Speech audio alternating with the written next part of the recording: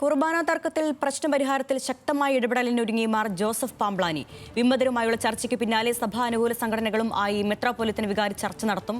വിമത വിഭാഗം വൈദികർ അവരുടെ ആവശ്യങ്ങൾ ഉന്നയിച്ചതായി പാംബ്ലാനി മേജർ ആർച്ച് ബിഷപ്പിനെ അറിയിക്കും. സിനഡിനോടും മേജർ ആർച്ച് ബിഷപ്പിനോടും കൂടിയാലോചിച്ച ശേഷം മാത്രമാകും തീരുമാനം. വിവരങ്ങളുമായി സാഹിൻ ആന്റണി ചേരുന്നു. സാഹിൻ, വിശദാംശങ്ങൾ.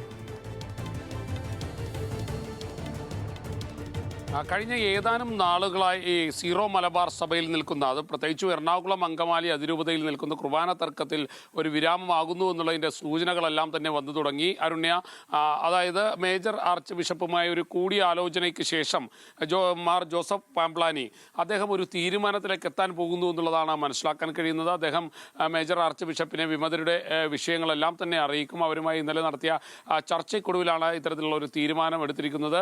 മേജർ ആർച്ച് ബിഷപ്പും സിനഡും നൽകുന്ന തീരുമാനമനുസരിച്ച് മുന്നോട്ട് പോകാൻ തന്നെയാണ് മാർ ജോസഫ് പാംബ്ലാനിയുടെ തീരുമാനം.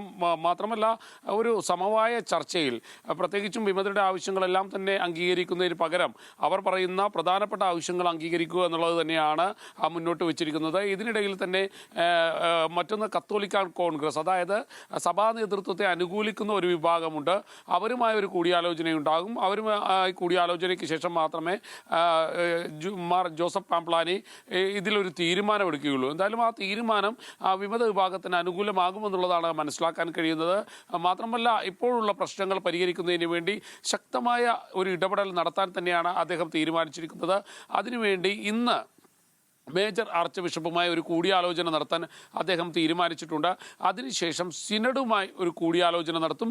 ആ സിനഡുമായുള്ള കൂടിയാലോചനയ്ക്ക് ശേഷമായിരിക്കും കത്തോലിക്ക കോൺഗ്രസുമായുള്ള കൂടിയാലോചന. കത്തോലിക്ക കോൺഗ്രസിലെ പ്രധാനികളുമായി നാളെ വൈകുന്നേരത്തോടുകൂടി അദ്ദേഹം നേരിൽ കണ്ട കാര്യങ്ങൾ ചർച്ച ചെയ്യാൻ തന്നെയാണ് തീരുമാനിച്ചിരിക്കുന്നത്. ഇതിനെല്ലാം ഒടുവിൽ ഈ പ്രശ്നങ്ങൾ പരിഹരിച്ചുകൊണ്ട് സഭയാകെ ഒന്നാകെ ഒരുമിച്ച് കൊണ്ടുപോകുന്നതിന് വേണ്ടിയുള്ള നടപടികളുമായി മുന്നോട്ട് പോകാൻ തന്നെയാണ് മാർ ജോസഫ് പാംബ്ലാനി തീരുമാനിച്ചിരിക്കുന്നത്.